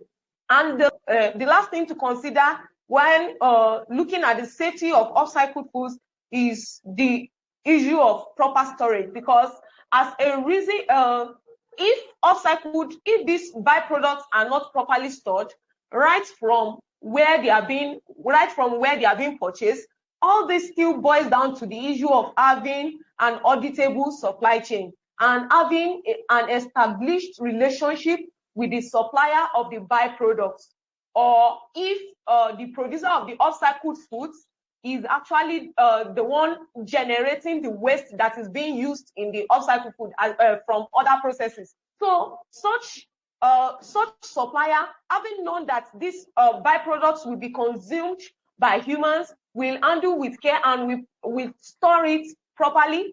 For example, soybean cake, if not properly stored, can above the growth of motes. The growth of motes, which is actually hazardous to human health. But as a result of while we were working on soybean cake, we had to ensure that it was properly stored, firstly by drying it properly before milling it and then using it in the production of the breakfast cereals. In such case, because we had to move on to check the toxicity, which I wouldn't like to present here in order not to bore you with too many explanations. So we have to check the toxicity of the byproduct, which is the soybean cake, on the kidney and on the liver of the rats. And we were able to also discover that the breakfast cereals does not have any toxic effects on the human health. So moving to the aspect of consumers' view about these upcycled products, because the commercial viability of upcycled products, regardless of its potential to reduce wastage, regardless of its potential to contribute to nutrition and food security, the commercial viability actually depends on the acceptability of consumers. It depends on how much consumers are willing to take this or to taste or even pay for these upcycled foods. This will to a large extent influence the expansion of upcycled foods in different countries. And on this, based on this, I would like to point out that as of 2021, it was recorded that 10% of consumers are not familiar with upcycled foods. Yet about 80% of them were willing to have a taste. So imagine if they had known about upcycled foods. Imagine if they had known about the environmental benefits and the nutritional benefits of these products. It would have gone a long way in improving consumers' acceptability of these products. And the group of upcycled food producers which came together in 2019 have actually also reported in 2022 that the sales of certified upcycled foods have increased up to about 1,041% between 2021 and 2022. And this indicates the level of popularity that that upcycled foods have gained amongst consumers. And at the same time, it also shows the future opportunities that producers of upcycled foods can assess if the right steps are taken. So I would like to also explain what the factors that influences consumers' perception of upcycled foods. From this chart, a lot of questions from this research, this particular study asked about 1,001 consumers in the New Zealand about their preference for upcycled foods. Ask them the following questions, which is, I know the price. Ask them how this would getting the answers to these questions, or having the knowledge of this information would actually influence their acceptability of upcycled food. It says, I know the price of the upcycled product compared with the conventional food. How will this affect consumers' perception? They said, which industry, if consumers are able to know which industry the upcycled ingredient is coming from, if the consumers are able to know the price of upcycled food in comparison to conventional food, if the consumers are able to know, if the consumers are able to see a clearly labeled upcycled food, if the product actually is labeled as an upcycled food, and if the upcycled foods actually bears the proper certification, if the list of ingredients that are upcycled are indicated on the food packaging, and if the country from which the upcycled foods is from, if this information is disclosed to the consumers, how will they react? What will be their response to upcycled foods? And we could see that the one with the greatest influence is actually the country the upcycled ingredients was from. And it's actually shocking to me to discover this, because I was thinking that what is the relationship between the country from which the upcycled ingredient is from and the probably the safety and the quality of the upcycled foods. And then I discovered that it's based on trust. Consumers want to get upcycled foods that are made from ingredients from countries that have proper legislations regarding the use of the byproducts used in the production of these upcycled foods. Countries that are critical regarding food safety, countries that are critical regarding nutritional composition of foods, not because, for example, if you want to look at developing countries and developed countries, if you would want to compare them, you would know that in developing countries, quality might not be a priority, and safety is only a little, being from Nigeria, being a Nigerian and someone who grew up in the country. So I know that Nigerians would first be concerned with the price of upcycled foods before thinking about the certification or anything, because even quite a number of consumers do not check the information on their products before purchasing them. So they hopefully in the future they're going to change all this information, because transparency and where the products were coming from are very, very important. Yes. Unfortunately, we don't have more time to continue. If you can go to your last slide just to make your conclusion. Okay. So thank you, Diana.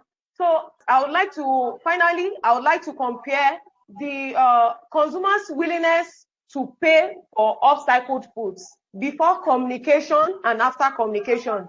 This would help us to know the influence of communication messages in terms of marketing, how it influences consumers' willingness to pay for upcycled foods.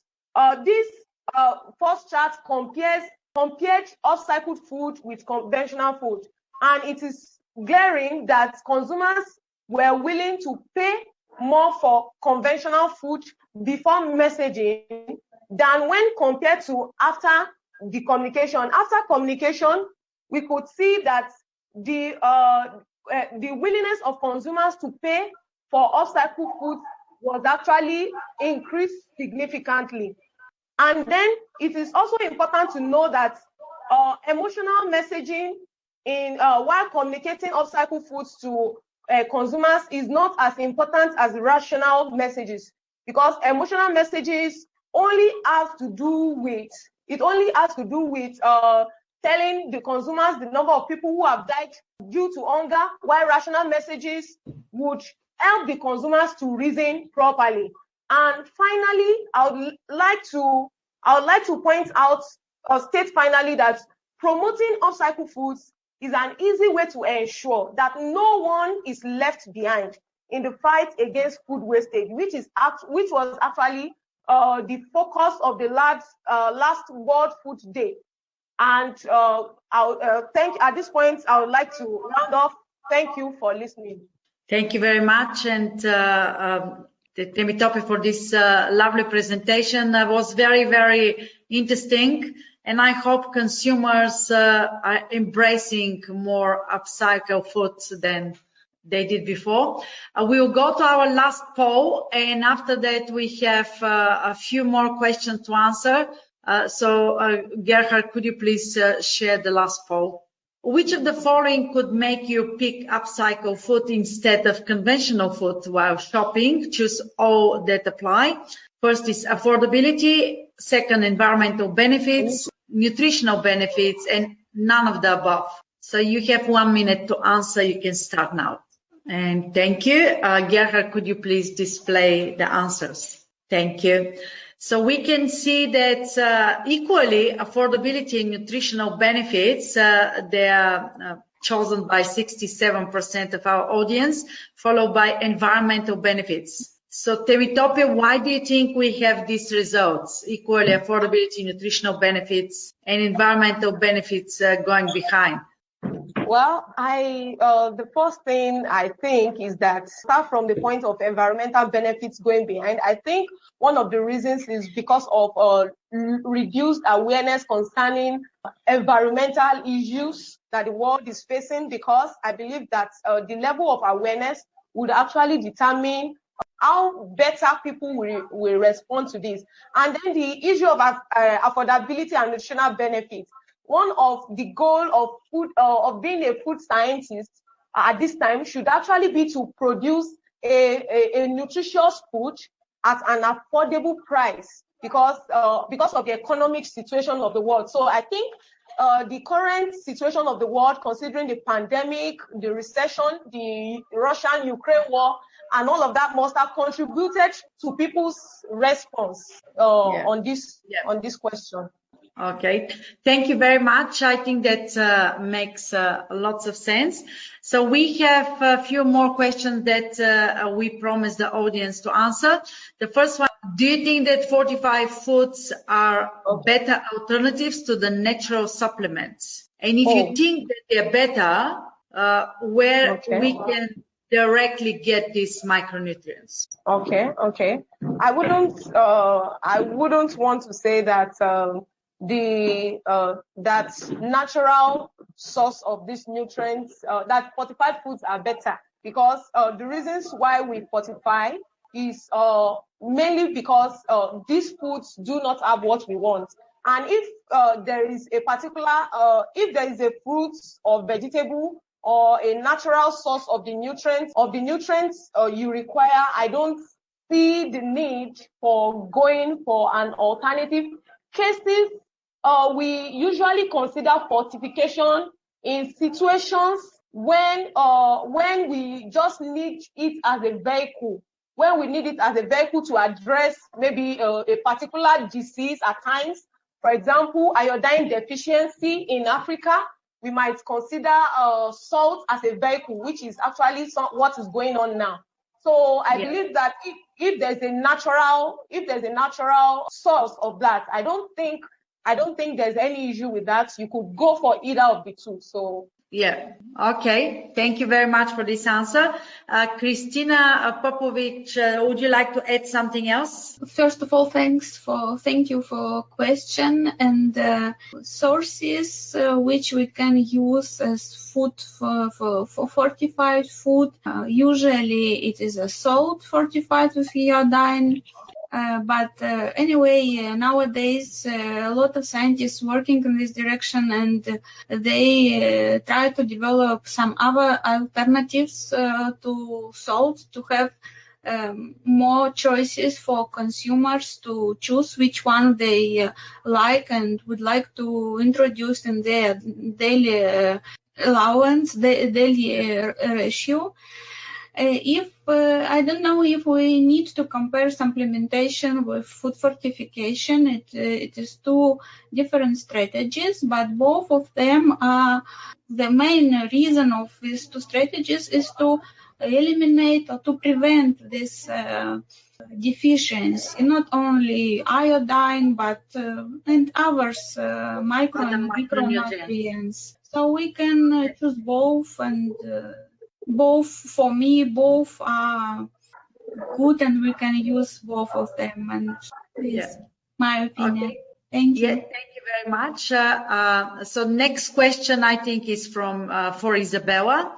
What is your take, like plant alternatives are in trend and for especially for meat products? Is these products are getting same attention, acceptance and satisfaction from this plant alternative? And what is the most challenging things in this plant alternatives field?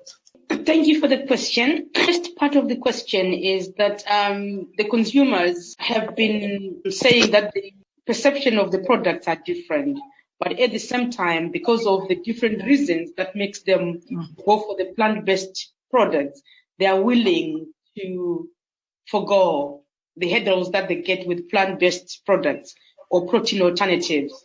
For example, the other protein alternatives are edible insects, which also come into play. We'll see that their consumer acceptance, they have to be transformed into a different ingredient for them to be really acceptable. So there is plant alternatives, which are protein alternatives, and insects alternatives, but all of them still have got this hurdle of consumer acceptance. So even if we are trying to go for protein alternatives, as food scientists, we have got this challenge of making sure that these foods are palatable, are acceptable in terms of texture and flavor, as well as they are presentable in a way that will not cause any food phobia. Yeah, and probably healthier as well. Yeah. Okay, there's another question for you, and I will ask a quick answer because we have two more. So, wouldn't more varied diet with less meat be healthier? I would recommend that less meat, more plant-based, and more variety of the plant-based. That would be healthier. Okay, there's another question. This person is a flexitarian. Too many ingredients may turn the plant alternative into ultra process. This person worries. What do you think? Yes, that's what I was saying when I was presenting that there's a catch-22 in terms of going for the plant-based, because if you are going for the plant-based, you also need ingredients that are of food grade from the plants to make sure that you want to mimic the texture of a meat product. And in the process of doing that, you end up having so many ingredients into it, and then the product will no longer be a clean label. Yeah, and we discussed this with you earlier. Okay, I think this is question. I think when it comes to food, we become more skeptical about taste and nutrition, that other aspects get left behind. Any of you wants to take on this question? I think I'd like to come in here. Yeah, Patricia? Yes. I think it's pretty much true, because sometimes all we think about is nutritious food, but we overlook the safety aspect, the storage and all the microbial hazards that the food could encounter.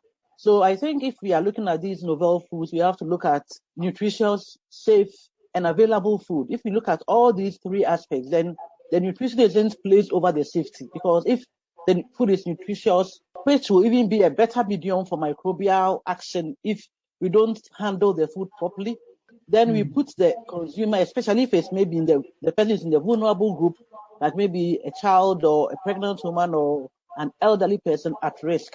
So we will have to look at, food in a better perspective than just looking at nutrition. Yeah, absolutely. Thank you very much for all your fantastic presentations.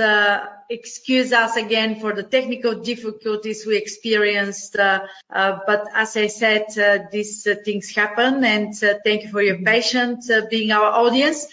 Thanks a lot again, Dr. Patricia Ovuso-Darko. She is a senior lecturer in the Department of Hotel Catering and Institutional Management at the Food Technology at Kumasi Technical University in Ghana. Thank you, Temitope Akinyemi. She's a founder, Zero Food Waste Initiative in Nigeria. Thank you, Dr. Christina Popovic, a Fulbright Research Scholar, Robert McCare Food and Agricultural Product Center at Oklahoma State University in the United States. and Associate Professor at the Department of Food and Nutrition, Faculty of Food Technology at the Technical University in Moldova. And thank you, Dr. Isabella Nyambayo, Assistant Professor of Food Science and Nutrition at Coventry University in the United Kingdom. Thanks for our team, Dr. Gerhard Schlenning, Dr. Nicholas Stanley, and Dr. John Tang. Thank you very much for your help with our webinar. Many thanks goes to our audience. Thank you for staying with us. And there will be many new webinars in the coming year for you. To those of you that are celebrating Christmas, Merry Christmas. To the rest of you, Happy New Year. May bring maybe new adventures and new fortunes. Please stay tuned, live happy and content, embrace life and learn things, and stay open to your new horizon that the new year will present in front of you. Thanks again for being with us. I'm Diana Bogeva, and goodbye till next year. Bye. Bye-bye. Thank you so much. Bye.